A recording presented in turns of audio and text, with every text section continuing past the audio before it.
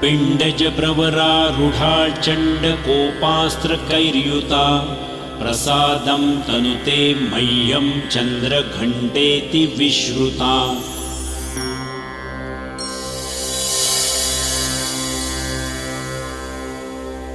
या देवी सर्वभूतेषु मा चन्द्रघण्टारूपेण संस्थिता नमस्तस्यै नमस्तस्यै नमस्तस्यै नमो नमः।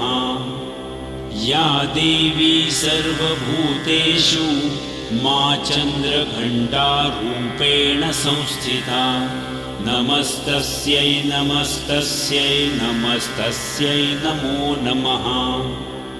या देवी सर्वभूतेषु मा चन्द्रघण्टारूपेण संस्थिता नमस्तस्यै नमस्तस्यै नमः।